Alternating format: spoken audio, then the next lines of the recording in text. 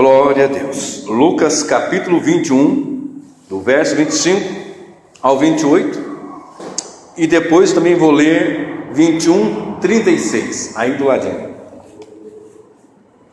Glória a Deus.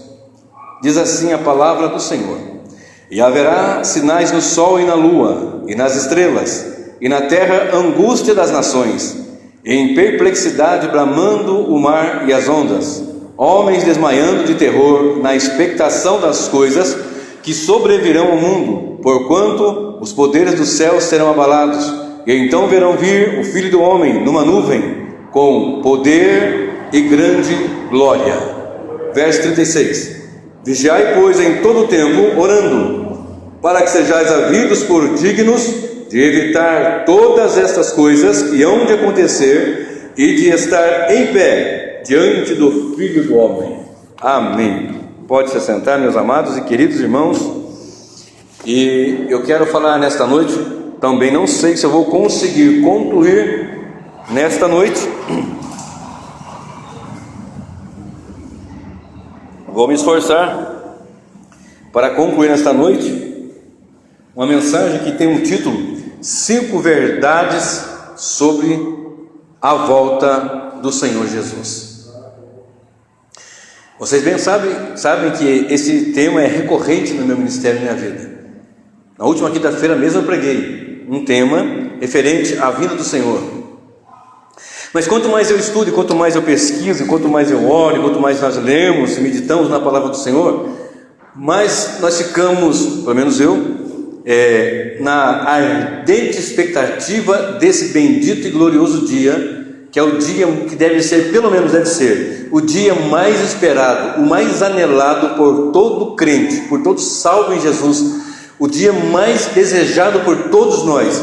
Não deve ser o dia do casamento, nem o dia da compra da casa nova, nem o dia da compra do primeiro carro ou de um carro zero, nem nenhum outro benefício que possa existir, nem o nascimento do primeiro filho ou do segundo, ou de quaisquer que seja. O maior anelo e maior alegria de um verdadeiro servo do Senhor, que teme a Deus, que anda na presença do Senhor, é o desejo de se encontrar com Jesus. Esse deve ser a maior alegria de um amado que serve ao Senhor Deus. Há poucos dias nós tivemos no aniversário da minha sogra, que ela completou 80 e tantos anos, não me lembro agora de cabeça, 85 anos, e teve um culto, que foi uma bênção, e todos que chegavam lá diziam assim: oh, mas que benção, né? Ah, se eu chegar à idade da minha Maria. E gente com 30, com 40, com 20, com 50 diziam lá: olha que bênção, se Deus me der saúde para eu chegar à idade da minha Maria com seus 85 anos. Na verdade, eu não quero viver mais nenhum dia nesse mundo aqui, ó. Quem dera se fosse hoje a bendita vinda do Senhor, quem dera se fosse agora, quem dera se fosse neste momento. Porque se nosso coração não tiver essa expectativa, alguma coisa não vai bem no nosso ser. É evidente que nós temos que viver na expectativa da volta do Senhor e conduzir nossa vida, sabendo que Ele voltará, e vamos tocando a vida, trabalhando, estudando, né? Que tem pessoas que deixam de estudar, esperando o Senhor Jesus daqui a pouco, e deixam de estudar, deixam de trabalhar. Isso aí o apóstolo Paulo enfrentou. Ele teve que corrigir algumas igrejas, teve que corrigir alguns irmãos, dizendo: olha, aquele que não trabalha também não coma. Que negócio é esse? Porque não, calma, vamos, toca aí, toca a vida aí, estuda, trabalha, mas a sua expectativa é no Senhor, na bendita esperança de se encontrar com Ele. E quando nós olhamos para a palavra do Senhor, nesse texto que eu li, é um texto que, para quem está em Cristo, para quem está salvo, lavado e remido, e a salvação não é nossa, não é de nós, a salvação é do Senhor, começa nele, desenvolve nele e encerra nele, porque aquele que começou a boa obra vai aperfeiçoar até aquele grande dia. Então isso se chama monergismo, é a ação divina na vida do pecador, para que ele venha a ser salvo. Ou seja, um pecador, ele está morto em ofensas e pecados. Logo, um morto não pode escolher, ele não pode tomar uma atitude, a menos que haja uma intervenção. E quando o Evangelho é proclamado, o Espírito agindo, o homem começa a receber a palavra, e ele é transformado, regenerado, enfim. Isso começa em Deus, desenvolve em Deus e se encerra em Deus, porque a Ele toda a honra, toda a glória e todo louvor, assim como há pouco nós cantamos. E quando nós olhamos para esse texto que eu li aqui, se você voltar um pouquinho antes, todo o capítulo 21, uma boa parte dele na verdade, vai falar sobre o período que nós chamamos de a grande tribulação. Se você pegar Mateus 21, ou melhor, Mateus 24, Lucas 21, Marcos 13, você vai ter aqui 3 passagens muito claras, muito explícitas, muito fortes, onde o Senhor Jesus fala de uma forma clara, objetiva, veemente sobre o seu regresso, o seu retorno. E quando nós observamos essas 3 passagens, eu estudava e ficava meditando nesse texto, e eu ficava pensando, meu Deus, aonde está? Eu lia muito Marcos 13, na verdade esses 3 textos, mas em Marcos 13, eu não sei, tem textos que você pega uma afinidade maior, não é isso? Aqueles que estudam a palavra, que têm costume de meditar na palavra. Então é um texto que eu tenho até hoje, graças a Deus, e não só Marcos 13, evidentemente, mas ali onde está o arrebatamento secreto, que ele vem e sobe, depois volta, depois leva e tal. Eu já preguei isso aqui em outras mensagens, por exemplo, ressurreição, consolo para a igreja, foram 4 estudos, 4 mensagens, que eu falei bastante sobre isso, mas é um assunto que temos que estar sempre falando, sempre relembrando. Então, quando eu meditava nessas passagens, e eu vi aqui, quando chegava exatamente no final ali, ou uma boa parte de Marcos 13, e aqui nesse capítulo 21 e 25, que diz: e haverá sinais no sol, e na lua, e nas estrelas, e na terra, está falando de sinais cósmicos, abalos cósmicos, coisas que vão acontecer, sinais no sol, na lua, nas estrelas, e nós temos contemplado isso, não é de hoje não, e agora está acentuando cada vez mais esses sinais. E o versículo 20 fala assim: e homens desmaiando de terror, na expectação das coisas que sobrevirão ao mundo, porquanto os poderes do céu estão abalados. Algumas versões dizem: e os homens desmaiarão de pavor por causa do bramido do mar. Essa semana que passou, tivemos mais um tsunami ali na Indonésia, mais um tsunami ali. Em 2004 teve um ali que arrebentou com tudo, ondas de 12 metros de altura, aquela coisa tenebrosa, terrível, e homens desmaiando de terror por causa da expectação dessas coisas. Você vê hoje pessoas com um pavor tão grande, você vê hoje pessoas que só de saber disso, elas querem arrumar uma chácara, ou um sítio, ou se tiver de condições financeiras, evidentemente, ou construir um bunker, para que se abrigue de uma guerra nuclear, de uma guerra atômica. Pessoas que querem se esconder nessas situações aí, tentando se proteger disso, e pessoas se desmaiam mesmo, têm pavor. Você vê o mundo, inclusive muitos que dizem ser da igreja também, passando essa expectativa negativa. Meu Deus, o fim está chegando, e o fim está chegando, está acontecendo tanta doença, tanta praga, tanta morte, tanta angústia, tanta tribulação e tanta adversidade. Porém, isso faz parte do pacote do princípio das dores, isso faz parte do pacote que é o pacote do fim dos tempos, e que vai se agravar, e que vai apertar, e que vai tomar uma proporção daqui a um tempo tamanha como nunca houve. Eu estou me referindo agora à grande tribulação, que vai tomar proporções tamanhas como nunca houve, nem tão pouco depois haverá. De modo que aqueles que não têm o conhecimento da verdade, e aqueles que não conhecem o Evangelho, que não estão em Cristo, eles entram em colapso, eles entram em desespero, eles entram numa angústia que não tem tamanho. Mas aquele que está em Cristo tem certeza, tem convicção, tem plena certeza que o nosso Redentor vive e que por fim se levantará sobre a face da terra. E tem mais, o nosso Redentor é aquele que sustenta tudo, o planeta, o sol, a lua, as estrelas, o mundo habitável, tudo ele comanda e domina, e isso está prescrito. Eu sei que há pessoas, até mesmo crentes, tentando construir lugares para ser o seu refúgio, mas o meu refúgio e o refúgio da igreja é o Senhor, porque o Senhor é nosso refúgio e fortaleza, socorro bem presente na hora da angústia. Isso está acontecendo e vai acontecer. Agora observe, o versículo 27 nos dá uma alegria sem tamanho. Olha só: então verão vir o Filho do Homem numa nuvem com grande poder e glória. Quando isso acontecer, esses abalos, essas angústias, maremotos, terremotos, guerras, tsunamis e tudo isso que tem acontecido, isso aí, é claro que ninguém quer passar por isso. Ninguém quer ser assolado por uma cidade, uma nação, um estado assolado por um tsunami. Ninguém quer isso. evidente que ninguém quer isso, mas aquele que está em Cristo, ele pode tomar morto agora aqui, mas sabe que o seu corpo físico morreu, a sua alma está guardada em Cristo, porém, quando o Senhor voltar, ele vai ser ressuscitado no corpo de glória. Isso é motivo de nós alegrarmos e regozijarmos. Mas na sequência, o Senhor Jesus diz assim: ora, quando estas coisas começarem a acontecer, vírgula, presta bem atenção, olhai para cima, porque olhar para cima eu simplesmente posso estar com o meu rosto assim, olhando reto, e apenas levantar as pálpebras, olhar para cima só um pouquinho assim. Mas eu fiquei meditando nisso hoje, no meio daquele plantão. Vocês não têm noção que plantão que foi hoje. Aqui está a irmã Luísa, que trabalha comigo, uma supervisora lá, não foi? Que plantão foi esse hoje? Gente, misericórdia. Dava 8 horas, mas não dava 7 horas da noite hoje, para acabar o plantão.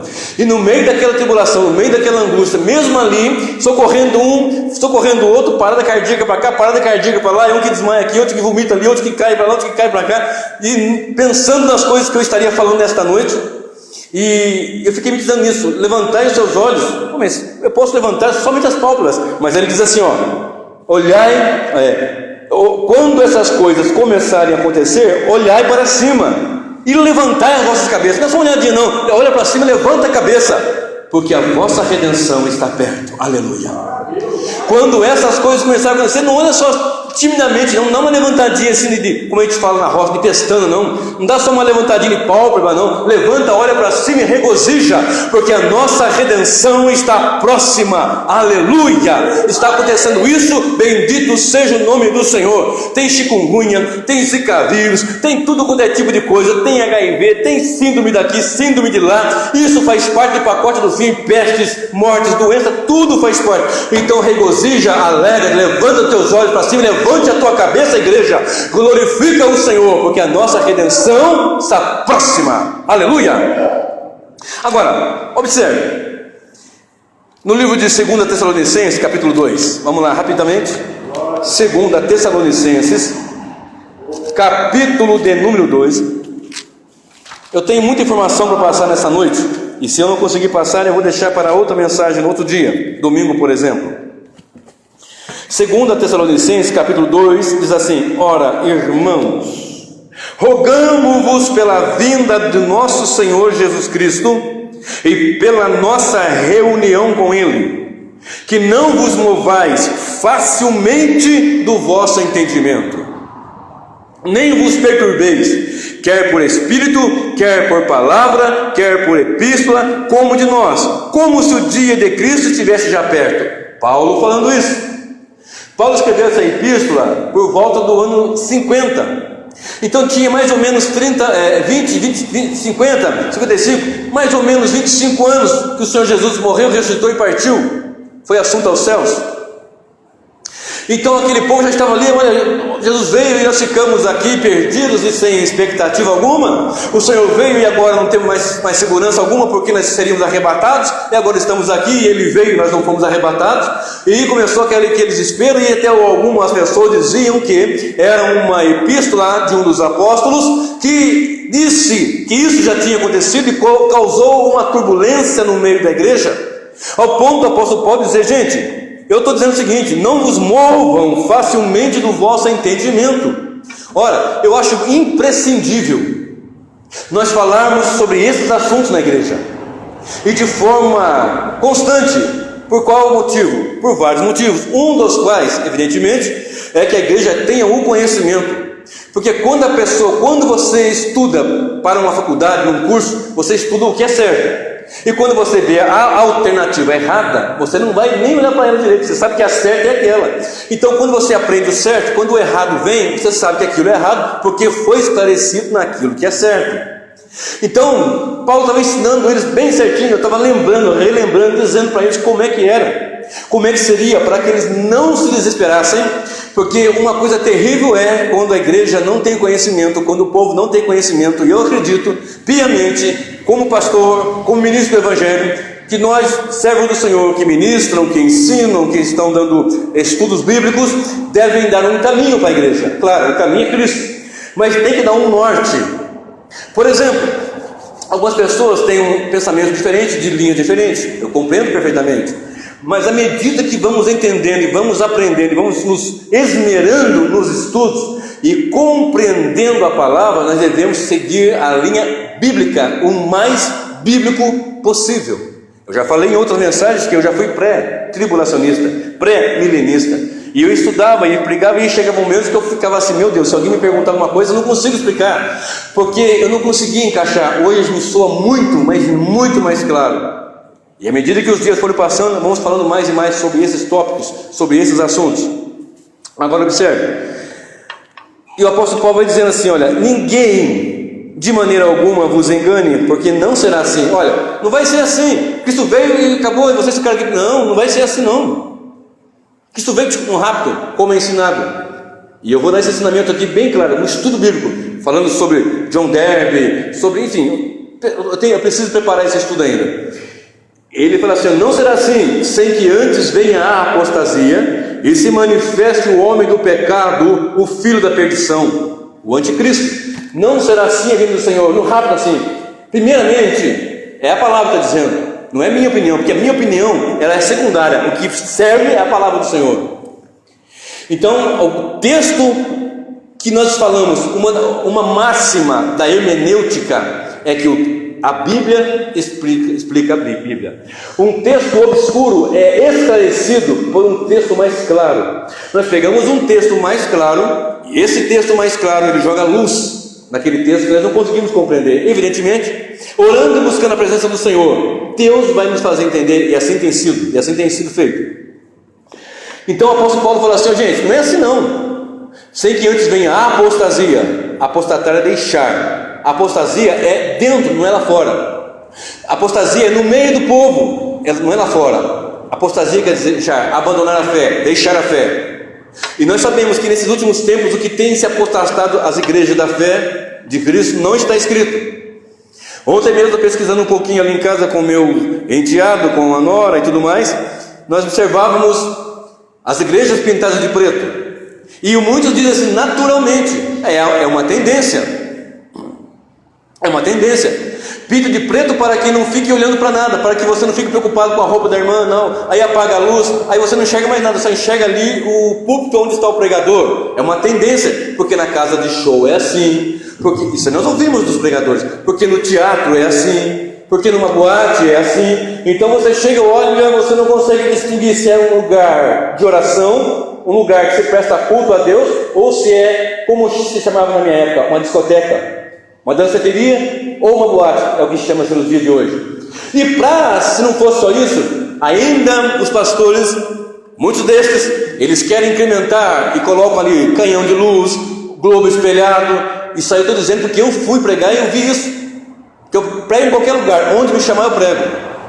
E quando você chega em um lugar desse, você olha aquilo e fala, meu Deus, e é caro aquilo, podia ser investido em outras coisas, podia ser investido em ajuda para alguém que está com fome, enfim, uma série de coisas, mas querem fazer seguindo essa, como eles chamam, seguindo esse padrão, seguindo essa tendência.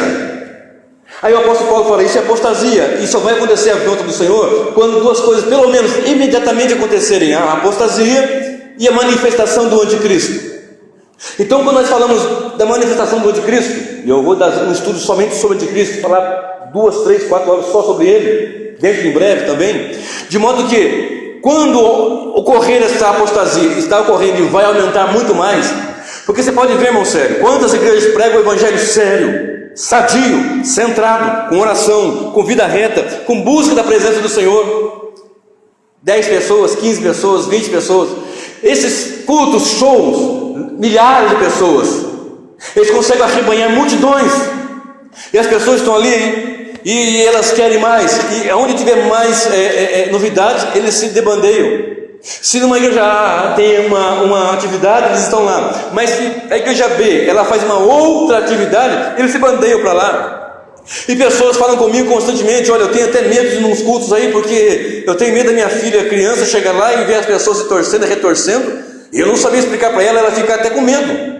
Porque o culto é um culto decente, o culto ao Senhor não é um culto que me agrada, é um culto que é para o Senhor, que agrada ao Senhor. Porque nossa intenção e o desejo nosso, melhor, e o que a instrução da palavra nos diz, é que nós temos que fazer alguma coisa de modo a agradar ao nosso Senhor. Então, não é agradar gregos e troianos, é agradar o Senhor. O culto é para Deus. E observando os elementos de culto, nós buscamos fazer um culto que seja um culto íntegro, um culto racional, um culto que tribute a Deus a glória devida ao seu santo nome. Então nós temos estas duas situações que vão acontecer imediatamente antes da sua vinda.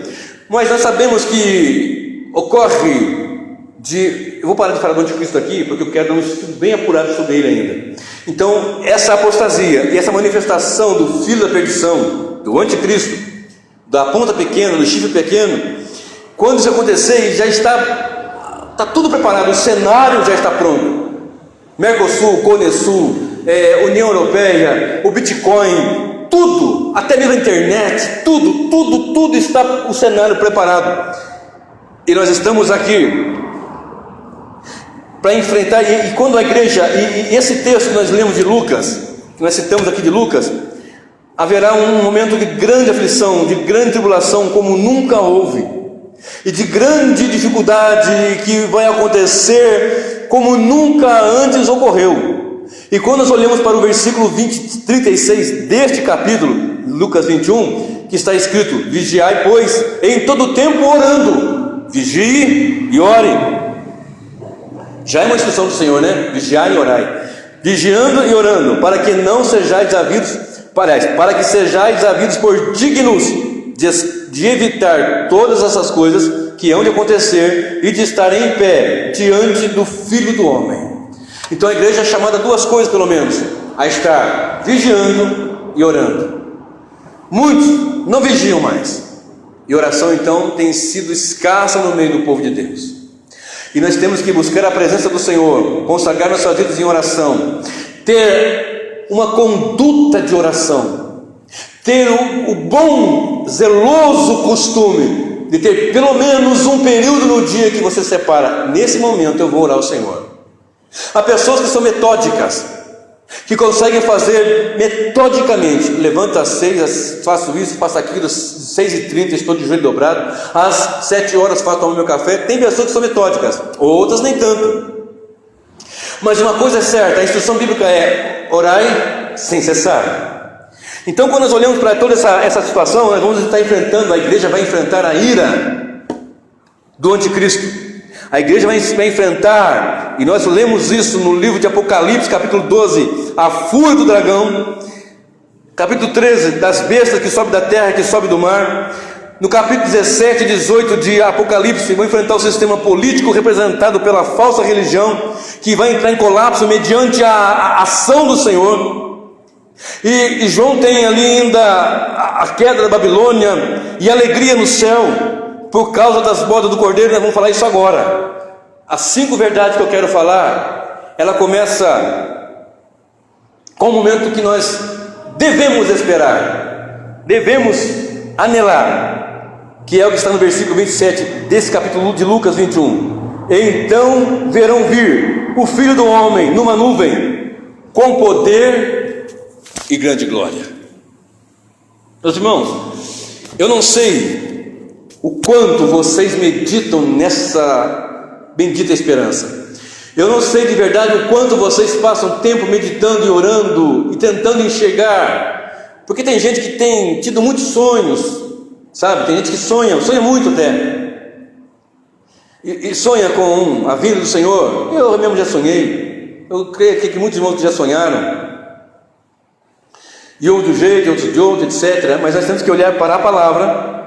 E quando eu olho para a palavra, está escrito aqui, e verão vir, no meio daquela tribulação, daquela angústia, daquela perseguição, o dragão, o anticristo, o falso profeta, o sistema corrompido, a Babilônia, os ímpios sendo selados pela marca da besta, aquela coisa toda, e a igreja sendo assolada, aquela terrível situação. E de repente o texto diz: levantai as vossas cabeças, regozijai, olhar para o alto, porque a vossa redenção está perto. E quando isso acontecer, naquela tribulação, naquela aflição, e Marcos fala forte sobre isso, e quando nós olhamos para tudo isso, nós vemos isso que vai acontecer. céus abertos. Primeira verdade acerca da vinda do Senhor, que eu quero deixar bem claro nesta noite: céus abertos para a vinda triunfal do noivo, o Rei dos Reis e Senhor dos Senhores.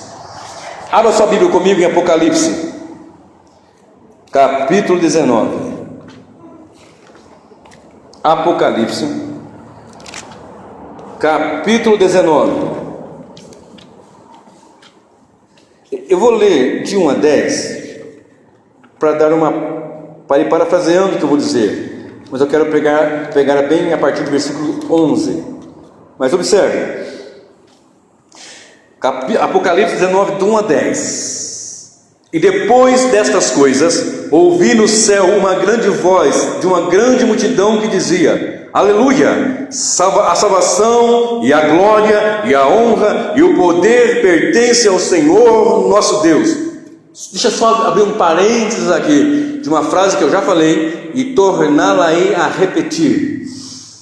A história da humanidade, a história do planeta, a história do mundo não é, absolutamente não é um caminhão carregado, sem freio, ladeira abaixo, que ninguém sabe onde vai dar. Não é.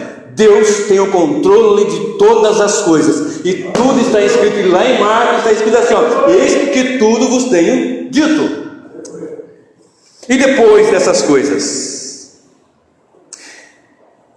ouvi no céu uma grande voz de uma grande multidão que dizia: Aleluia! A salvação e a glória e a honra e o poder pertencem ao Senhor nosso Deus, porque verdadeiros e justos são os seus juízos, pois julgou a grande prostituta, a meretriz.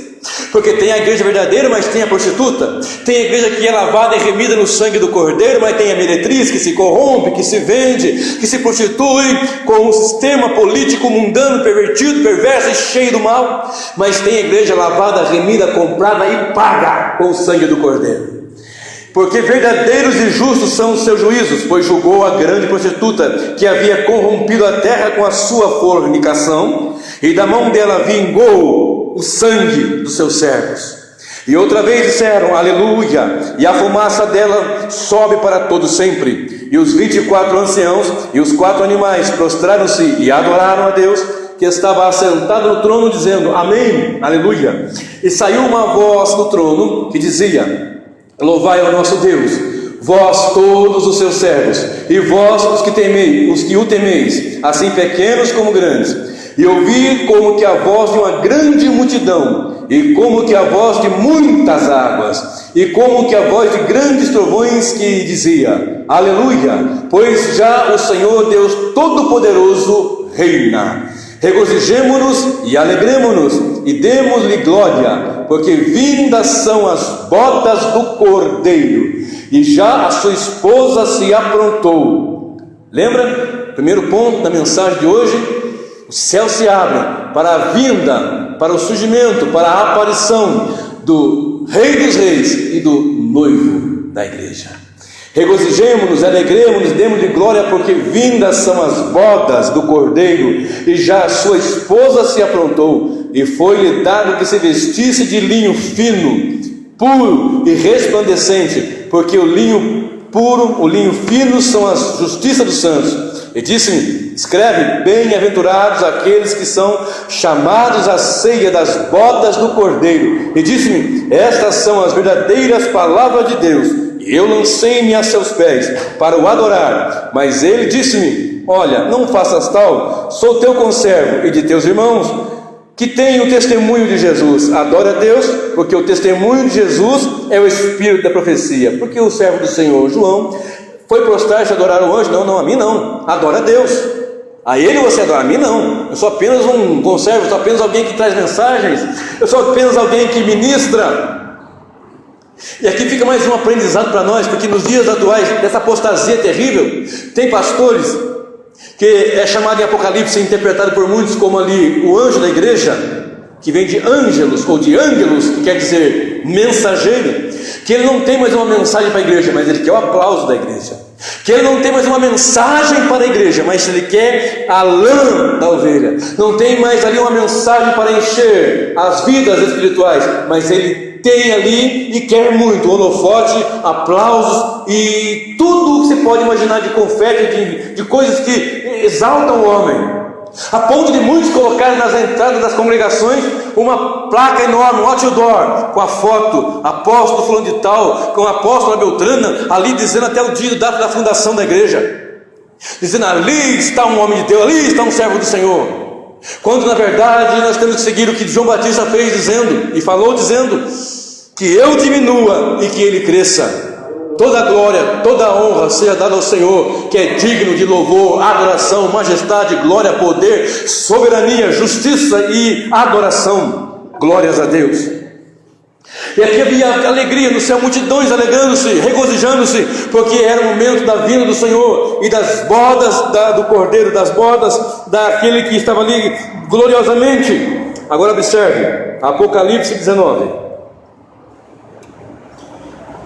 E vi o céu aberto, e eis um cavalo branco, verso 11, e o que estava sentado sobre ele chama-se Fiel e Verdadeiro, e julga e peleja com justiça. Céus abertos para a vinda triunfal do noivo e do Rei dos Reis. O céu se abre, não para que João subisse, como lá em Apocalipse 4, verso 1, que o céu se abre e ouve uma voz, e João é convidado a subir: sobe para cá, João. E João ali num arrebatamento, ele é levado em espírito e ele tem ali revelações tremendas. Agora aqui não é mais o céu abrindo para que João suba, aqui já é mais o céu abrindo para que João tenha revelações lá. Aqui João está entendendo, tendo passado para nós essas grandes verdades, de que agora o céu se abre, não para que João tenha uma visão apenas, mas para que ele está vendo, está contemplando que o Senhor venha, que o Senhor desça glorioso, triunfante, glorioso como Ele é. Não é mais para que Ele veja, Ele suba, mas para que Jesus e seus exércitos, eles venham. Jesus virá para uma última batalha. Escute bem isso. O nosso Deus é um Deus de peleja, varão de guerra é o seu nome. O nosso Deus é Deus de batalha, Senhor dos exércitos é o seu nome. O nosso Deus é o Senhor Jesus, e Ele é cordeiro, mas também Ele é leão. Ele é leão e Ele é cordeiro. Quando olhamos para Apocalipse 5, uma multidão ali, milhares de milhares, multidões, milhões e milhões de vozes louvando e adorando ao Senhor, cantando e alegrando-se. Mas tem um momento ali em que havia um livro com 7 selos e ninguém era digno de abrir o livro, nem de olhar para o livro, nem desatar os seus 7 selos. E de repente João começa a chorar porque não havia ninguém no céu, nem na terra, nem debaixo da terra, que era digno de pegar o livro, desatar os seus selos, de abrir o livro. Ninguém era. E João começou a chorar, mas havia ali os 24 anciãos, e daí um deles diz assim: não chores, João. Eis aqui quando ele fala, eis aqui o leão. Ele fala assim: o leão da tribo de Judá, ele venceu, ele é digno, ele tem poder para olhar para o livro, pegar o livro, desatar o livro, interpretar o livro e assim por diante. E quando ele olha, ele vê um cordeiro. Mas peraí, leão é cordeiro, ele é cordeiro de Deus, porque ele tira o pecado do mundo. Ele é o cordeiro de Deus que foi morado na cruz para nos perdoar. Ele é o cordeiro de Deus que foi ali até a cruz, porque a mensagem da cruz não pode sair dos púlpitos das igrejas. Ele é o cordeiro de Deus que derramou o seu sangue precioso para nos comprar. E toda tribo, raça, povo, língua e nação. Não foi com preço barato, não foi com preço de ouro, nem de prata, nem pedra preciosa, nem dólar, nem euro. Foi com sangue precioso, sangue puro, sangue justo, sangue que compra, paga, limpa e dá total garantia da salvação. Aleluia. Mas também ele é o leão da tribo de Judá. Um dia nós vamos prestar conta diante dele, e nós vamos estar olhando para o cordeiro, ou vamos estar olhando para o leão? Nós vamos estar olhando para aquele que é manso e humilde, ou para aquele que nós vamos citar daqui a pouco, aquele que tem suas vestes manchadas de sangue, mas não do sangue da cruz, mas do sangue da lagaragem que ele fez nessa batalha, porque ele vem para uma grande batalha, porque o anticristo, a fúria do dragão, o sistema corrompido vai estar massacrando, vai estar triturando. E não adianta querer subir, fugir, ir para bunker, não adianta querer ir para sítio, se esconder em fazenda e fazer, não adianta. O sistema, ele vai lá, vai também te atacar, vai te atingir, vai também confiscar até mesmo o que você tiver guardado, porque isso é bíblico. porque a palavra diz que é uma tribulação qual nunca houve, tão pouco haverá, mas neste tempo nós vamos ver os céus abertos, aleluia, e o noivo descendo com poder e grande glória, com os seus santos, com os seus exércitos, as miríades celestiais. Isso vai acontecer, bendito seja o nome santo do Senhor, e ele virá para uma última batalha, tempo da grande tribulação. Satanás estará dando suas últimas cartadas, o anticristo e o falso profeta estarão seduzindo o mundo. Então nessa ocasião Jesus aparece repentinamente em majestade e glória. Se isso não for motivo de nós nos alegrarmos, se isso não for motivo de regozijarmos, alguma coisa está errada com o nosso coração, alguma coisa está errada com a nossa espiritualidade. Se essa não for a maior alegria das nossas vidas, alguma coisa não vai bem com o nosso ser. Eu lhe convido a refletir se essa é a expectativa máxima da sua vida. Eu já falei em outras mensagens e vou repetir nessa. Alguns meses atrás alguém ia fazer uma viagem, um cruzeiro de navio, evidentemente, e alguém disse assim: olha, o senhor pode voltar, mas que ele volte depois desse cruzeiro, porque é tão gostoso viajar. Eu gosto de viajar, meu irmão. Como que eu gosto de viajar? Se falar para mim que tem uma excursão para a rua de trás, já estou entrando no ônibus. A excursão para a rua de trás da casa, estou indo, tanto que eu gosto de passear. Gosto de viajar, amo. E imagina se eu tivesse já tudo certo para daqui a um mês, 20 dias, ter um cruzeiro. Pensou? Viajar aqui pelo Brasil, sei lá para onde tanto, E de repente o senhor falasse assim: olha, só que eu vou voltar. Não, senhor, então espera, deixa eu fazer essa viagem primeiro de navio aí, e depois aí o senhor volta depois. Será que nós estamos com esse pensamento? Será que é isso que habita em nosso ser?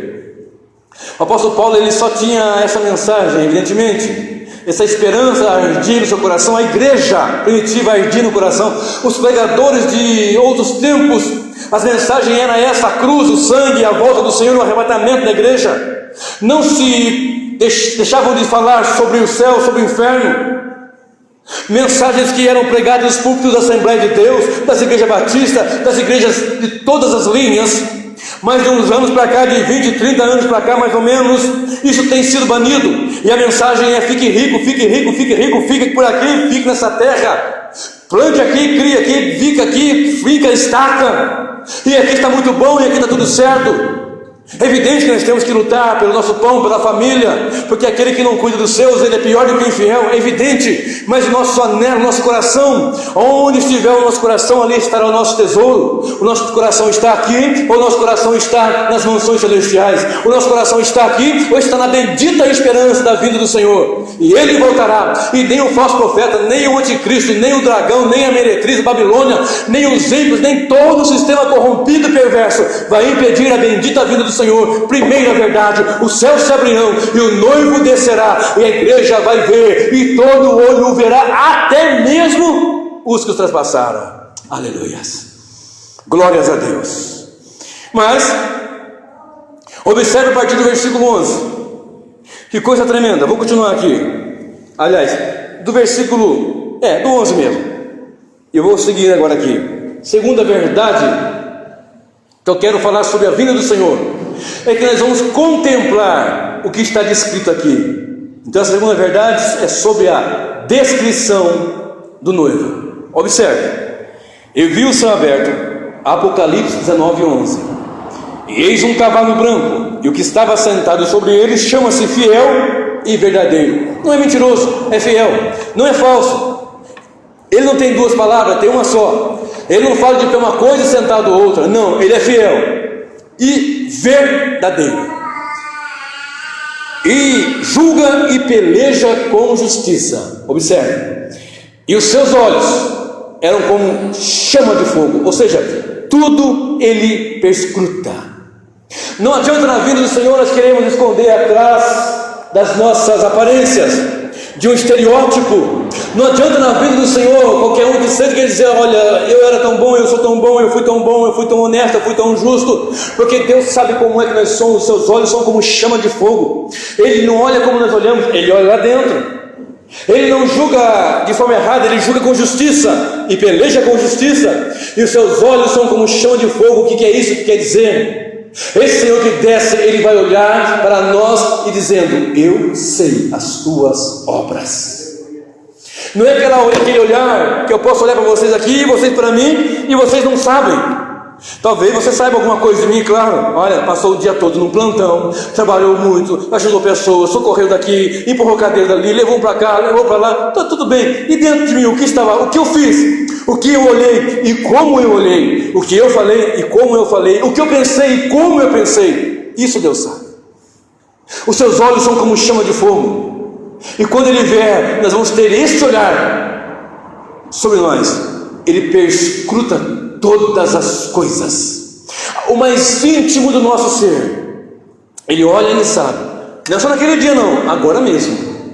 Isso aqui é a descrição dele como Ele é em glória. Em glória. Porque na cruz do Calvário nós olhávamos para Ele, nenhuma beleza víamos, porque estava machucado, ferido e moído pelas nossas transgressões, de modo que o seu rosto coberto de saliva, de escarro, de cuspe, de sangue coagulado caindo pelas suas frontes, sua cabeça, seu cabelo, sua barba, toda machucada por soco que Ele levou, tapas que Ele levou, com sede, com fome, cansado, machucado e moído pelas nossas transgressões, e olhando para Ele, nenhuma beleza vimos que pudéssemos desejar. Mas naquele grande dia Ele virá montado num cavalo, aleluia, e Ele virá porque Ele é o fiel. Ele disse que voltaria, Ele vai voltar. Ele peleja e julga com justiça, e os seus olhos são como chama de fogo, aleluia.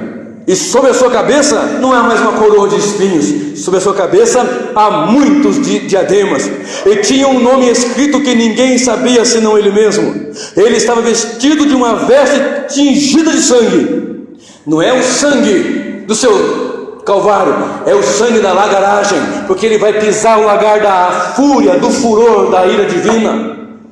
Ele vai pisar o lagar, Ele vai pisar o lagar do furor da ira divina. Observe, e estava vestido de uma veste tingida de sangue, e o nome pelo qual se chama é a palavra de Deus.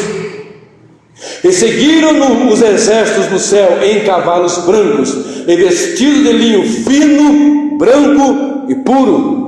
E no seu manto e na sua coxa tem escrito este nome: Rei dos reis e Senhor dos senhores. Esse mesmo Senhor que virá, os céus vão se abrir, e a descrição dele é essa: Ele é fiel, Ele é justo, Ele julga e peleja com justiça. Seus olhos como chama de fogo, não tem mais na cabeça uma coroa de espinho lhe machucando, mas há muitos diademas. Ele é insondável, Ele é a palavra de Deus em ação. O noivo, Ele é amado da igreja. Se você observar o verso 13 e 15, Ele é o vingador dos seus inimigos. Ele tem um manto manchado de sangue. Então Ele é amado pela igreja, mas Ele é temido pelos seus inimigos. O noivo, quando Ele vem em glória e poder e majestade, Ele é o anelo da igreja. Ele é amado pela igreja, mas Ele é o pavor dos seus adversários. Ele é o terror de todos os seus inimigos. E todos quantos não estão em Cristo são inimigos de Deus. Todos quantos andam na carne são inimigos de Deus, porque a inclinação da carne é inimizade contra Deus. Ou você está em espírito, ou você está na carne. Ou você está em espírito e em verdade, e anda em espírito e em verdade, ou você é simplesmente um ser humano normal, carnal, natural, e que não quer nada com Deus. Porque para ter alguma coisa com Deus, não é apenas metanoia, mudança de atitude e mente. Porque nossa mente ela pode ter variações, mas a conversão não é só mudança de mente, simples e puramente. Conversão é nascer de novo, é novo nascimento, como já foi dito aqui hoje, é nascer da água do Espírito. E se o homem não nascer assim, ele não pode ver e não pode entrar no reino. E quando ele não é nascido de novo, ele pode ser muitas vezes uma pessoa que conhece, que ouviu, que até gosta, simpatiza, mas se ele não nascer de novo, ele não vai ver, ele não está em Cristo, ele é um inimigo do Senhor. Então é necessário arrependimento, é necessário nos arrependermos, nascer de novo, para saber que quando Ele voltar, nós estaremos alegres, felizes, regozijando pela vinda do Senhor. Olhando para Ele com aquele olhar de chama de fogo, Ele vai olhar para nós e vai dizer: bendito de meu Pai, tomai por herança tudo que está preparado para vocês aí. Ele vai olhar e vai dizer: eu sei as tuas obras. Ele vai olhar e dizer: aqui, meu Pai, aqui, ó, nenhum dos que o Senhor me deu se perdeu, todos estão aqui. Aleluias. Observe o que diz em Apocalipse 14, do verso 17 ao 20. Olha do ladinho aí. Apocalipse 14, do 17 ao 20. E saiu do templo o que está no céu, outro anjo, o qual também tinha uma foice aguda. E saiu do altar outro anjo que tinha poder sobre o fogo, e clamou com grande voz ao que tinha a foice aguda, dizendo: lança a tua foice aguda, e vindima os cachos da vinha da terra, porque já as suas uvas estão maduras. E o anjo lançou a sua foice, e a terra lançou a foice à terra, e vindimou as uvas da vinha da terra, e atirou-as no grande lagar da ira de Deus. E o lagar foi pisado fora da cidade, e saiu sangue do lagar até os freios dos cavalos, pelo espaço de 1.600 estádios. Claro que isso aqui é uma linguagem figurada. Essa medida, claro, freio dos cavalos, 1,20 m, 1 metro e pouco, não. Isso é um sinal da grande ira do Senhor, por aqueles que negam a cruz, rejeitam a cruz, não querem o Senhor, não amam o Senhor, andam contra o Senhor. E quando Ele voltar, vamos ver se olhamos para Ele com regozijo ou com tristeza, olhando para o Cordeiro de Deus, que é o nosso Salvador, e o leão da tribo de Judá, ou para o leão da tribo de Judá, e porque deixamos de querer o Cordeiro de Deus. E Ele é aquele que vai pisar o lagar do furor da ira divina. Observe ainda aqui em Apocalipse 19. E vi o anjo, aliás, verso 15, e da sua boca, Apocalipse 19, 15, e da sua boca saía uma aguda espada, para ferir com ela as nações. E Ele as regerá com vara de ferro, porque na primeira vida Ele apanhou com vara, bateram nele, bateram muito nele, surraram com vara, colocaram uma cana, uma vara de medir, uma vara ali, zombando dele. Mas quando Ele voltar, da sua boca saía uma aguda espada, para ferir com ela as nações, e Ele as regerá com vara de ferro. E Ele mesmo é o que pisa o lagar do vinho, do furor, da ira do Deus Todo-Poderoso. E no manto e na sua coxa tem escrito este nome: Rei dos Reis e Senhor dos Senhores. Imagina isso, meu irmão. Quando em outro texto nós olhamos para os seus pés como latão reluzente, polido, brilhando, vai pisar ali, pesado, com muita força. Isaías 63, vamos lá, 2 e 3. Isaías 63, 2 e o verso 3. Olha só o que diz a palavra do Senhor. Eu vou ler um também, 1, 2, 3. Quem é este que vem de Edom e de Bosra, com vestes tintas? Este é glorioso em sua vestidura, que marcha com a sua grande força. Eu que falo em justiça, poderoso para salvar. Porque está vermelha a tua vestidura, e as tuas roupas como daquele que pisa o lagar? Eu sozinho pisei o lagar, e dos povos ninguém houve comigo. Eu os pisei na minha ira, e os esmaguei no meu furor, e o seu sangue salpicou as minhas vestes, e manchei toda a minha vestidura. Está falando do Messias glorioso, a sua segunda vinda, pisando o lagar do furor da ira divina. Escute bem isso. Escute bem isso. Ele vem para julgar as nações. Mateus 25, do verso 31 ao verso 46, aquela passagem onde ele coloca à direita as ovelhas e à esquerda os bodes. E ele pergunta assim: olha, vinde, bendito meu Pai, tomar por herança o que está preparado desde a fundação do mundo. Por quê? Porque eu tive fome e me deste de comer, porque eu tive frio e me cobriste, porque eu estava doente e me visitaste, eu estava preso e me visitaste, eu estava com fome e me deste de comer. Aí perguntar-lhe-ão: Senhor, quando te vimos com fome, com frio, preso e assim por diante? Quando a um dos pequeninos fizeste, a mim o fizeste. Aí para os bodes à sua esquerda, ele vai dizer: apartai-vos de mim, malditos, preparado para o diabo e seus anjos. Sério, não é? Desde o fundamento, desde o princípio é o gozo. mas por causa da queda de Satanás, aquilo foi preparado, apartai-vos de mim, para o fogo eterno, preparado para o diabo e seus anjos, e evidentemente os ímpios.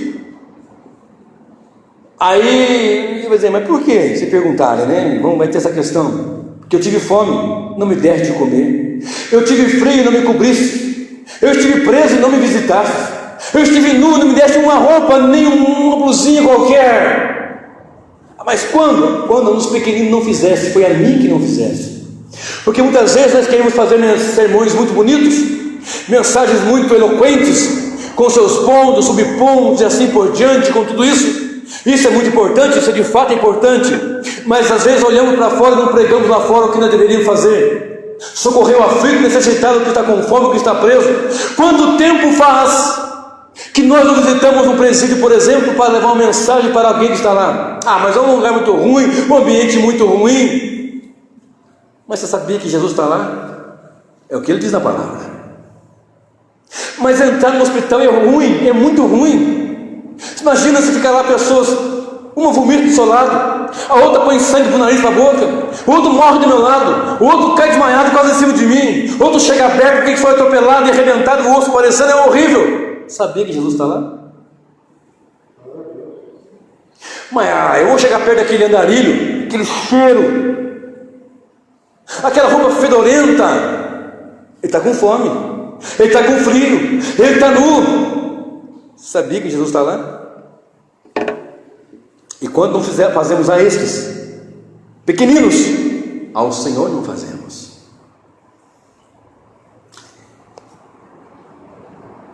E Ele vem para julgar as nações. Apocalipse 19, verso 16. E no seu manto e na sua coxa tem escrito este nome: Rei dos Reis e Senhor dos Senhores. Vamos para Filipenses, capítulo 2, para nós encerrarmos. Como eu pensei, não dá para terminar hoje.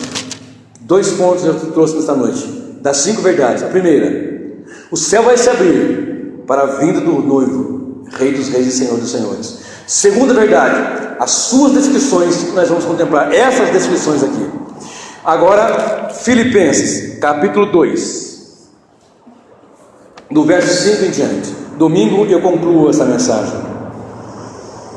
Observe com total atenção, observe com temor e tremor diante do Senhor. Vou ler o 4 também, tá? Não atente cada um para o que é propriamente seu, mas cada qual para o que é dos outros. Se importe com os outros, ajude o irmão. Ah, mas ele nem congrega aqui, não tem. Ah, mas ele, daí. Vamos lá. Aí o verso 5 é fundamental, até o verso 11. De sorte que haja em vós o mesmo sentimento que houve também em Cristo Jesus, que sendo em forma de Deus, não teve por usurpação ser igual a Deus, mas fez a si mesmo de nenhuma reputação. Algumas versões dizem, mas aniquilou-se a si mesmo, tomando a forma de servo, tomou a forma de servo, fazendo-se semelhante aos homens, forma humana, de carne, e achado na forma de homem, humilhou-se, ou seja, humilhou mais ainda, a forma de servo, a forma de homem, a forma de servo, e humilhou-se a si mesmo, sendo obediente até a morte, e morte de cruz, que era uma morte tenebrosa, terrível, porque era morte para os piores dos criminosos. A cruz era o flagelo mais terrível que podia existir. Ele se humilhou fazendo o homem, fazendo-se servo, e foi obediente até a morte, e morte de cruz. Então nós devemos regozijar no Senhor por causa da cruz. Nós devemos sempre lembrar: Senhor, bendito é o teu nome, porque a cruz o Senhor tomou, morreu, derramou seu sangue. Por isso também Deus o exaltou soberanamente, e lhe deu um nome que é sobre todo nome. Lembra? Rei dos reis e Senhor dos senhores. Por isso também Deus o exaltou soberanamente, Ele deu um nome que é sobre todo nome, para que ao nome de Jesus se dobre todo o joelho, dos que estão no céu, na terra e debaixo da terra, e toda língua confesse que Jesus Cristo é o Senhor, para a glória de Deus Pai. Aleluia! Glória a Deus!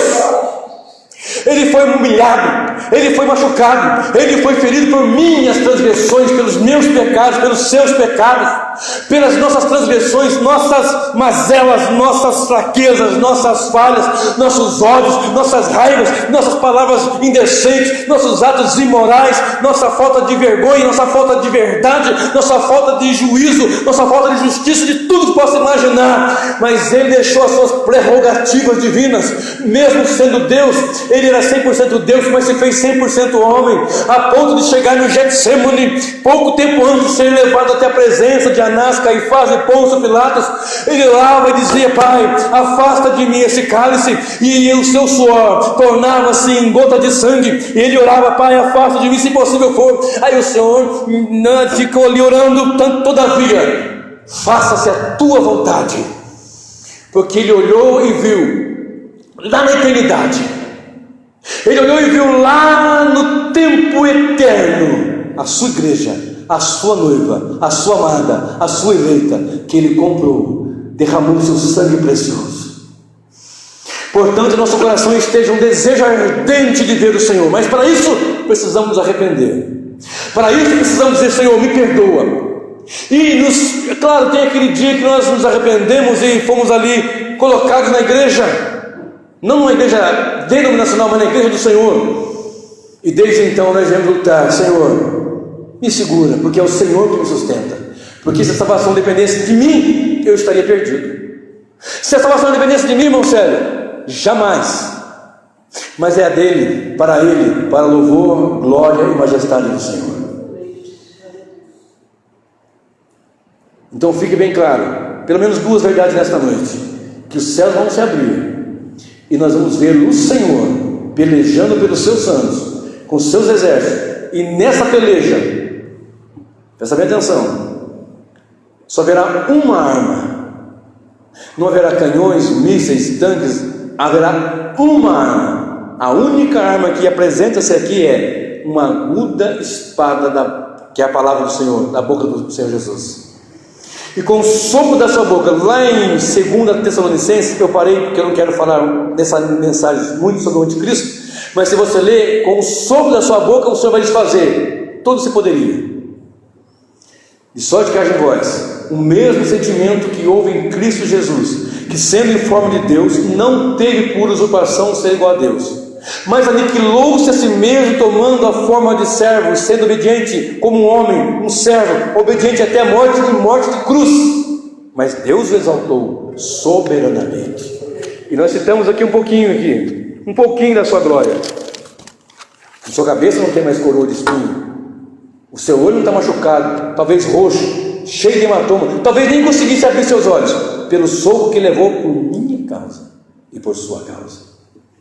Talvez ele não conseguia falar muito bem, talvez a Bíblia não diz, eu posso conjecturar, que ele talvez falasse com dificuldade, tanto tapa que ele levou, tanto soco que ele levou, porque a Bíblia diz que ele dava uns socos, algumas versões antigas diz punhadas, punho. Eu não sei se alguém de vocês já lutou arte marcial, por exemplo, como eu já fiz. Como é ruim levar um soco no rosto, ou um chute, é terrível, e com proteção, com luva e tudo mais. Imagina batendo com força no mestre, mas batendo com força nele. Mas um dia os céus vão se abrir, e nós vamos ver, não em machucado, não ferido, mas em grande glória e poder, porque o nosso Redentor virá, Jesus voltará em poder e grande glória, aleluias. E eu quero lhe convidar para nós orarmos juntos agora. Eu quero lhe convidar para você curvar a sua cabeça, fechar os seus olhos, e nós vamos orar. Pai, quantas e quantas vezes nós somos mesquinhos, Senhor, e nós queremos só o nosso, só para nós, não pensamos os demais outros. E como temos sido mesquinhos, a tua igreja tem sido mesquinha nesses últimos tempos, que não quer mais partilhar dessas grandes verdades que trazem vida e vida com verdadeira abundância. Meu Deus, eu estou falando nessa série de mensagens, ou nessas duas mensagens que serão talvez, sobre verdades fundamentais, 5 verdades sobre a vinda do Senhor. Uma delas é que os céus vão se abrir e vai descer o Rei dos Reis, o noivo, para pelejar, para proteger, para lutar, porque Ele não vai deixar a sua igreja sofrer. E também, meu Deus, vai sofrer um tempo, mas a ira do Senhor Deus não vai sofrer. A ira do anticristo com certeza, mas a ira do Deus Todo-Poderoso não. E também nessa segunda verdade, que nós vamos contemplar Ele assim como Ele é, com essas descrições. Ele vai pisar o lagar do furor da ira do Deus Todo-Poderoso, de modo que lá em Hebreus está dito, meu Deus, que aquele que não se arrepender, ele vai enfrentar ali a ira do Senhor, dia de vingança, porque tem um dia determinado, e este dia tenebroso, terrível para aqueles que não estão em Cristo, mas para nós, a tua igreja, é um dia de regozijo. Então nos ajuda a estarmos firmes diante do Senhor, temendo e tremendo ante a tua palavra. É o que eu lhe peço e digo em nome de Jesus: Maranata, ora vem, Senhor Jesus.